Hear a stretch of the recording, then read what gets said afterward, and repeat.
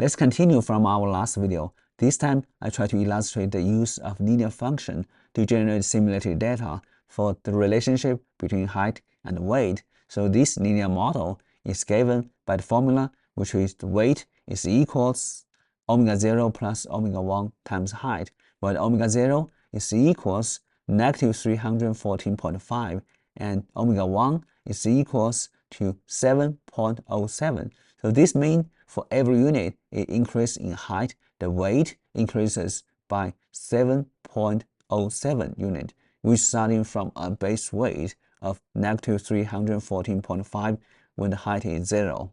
Let's try to generate data with parameters we just specified.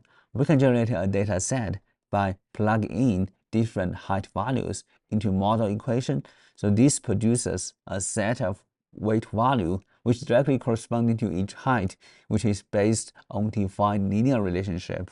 This graph shows that all generated data points fall perfectly on a straight line as expected from perfect linear model without any noise. And the histogram of the top and right shows the distribution of height and weight respectively. And given the linear model, the height has been uniformly distributed within a range, and the corresponding weights, which is calculated directly from the model, will show a transformation of this distribution based on a linear equation. Let's talk about the choice of parameters. When implementation of simulation setting, the parameters omega 0 and omega 1 dramatically affect the line slope and intercept.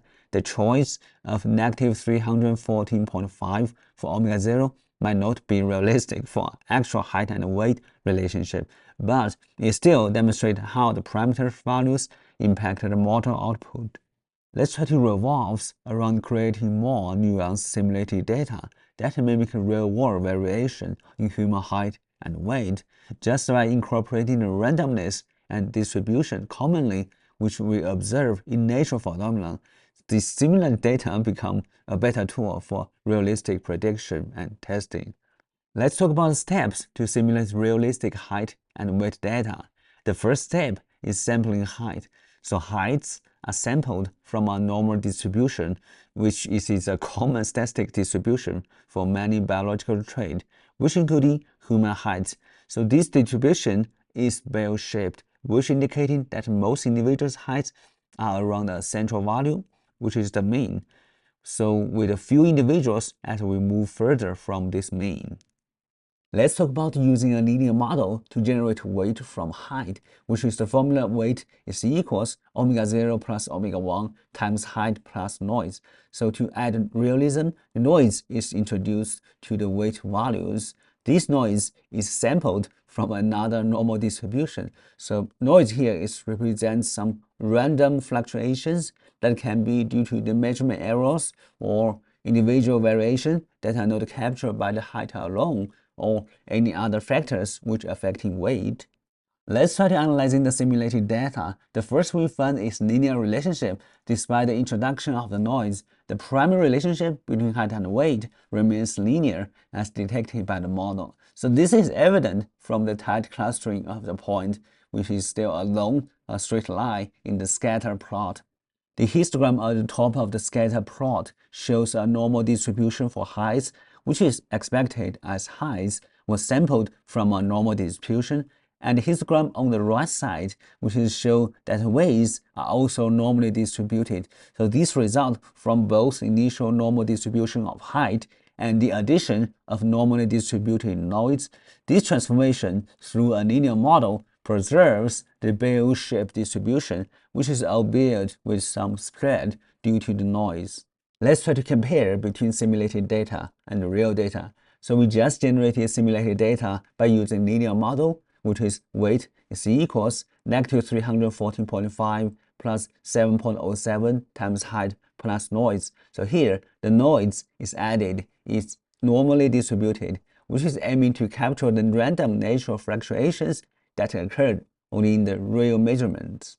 This scatter plot depicts real-world data from 5,000 females, which showing how weight varies from height in a natural setting. So this data is also normally distributed, which reflecting common biological variability and environment influences on these traits.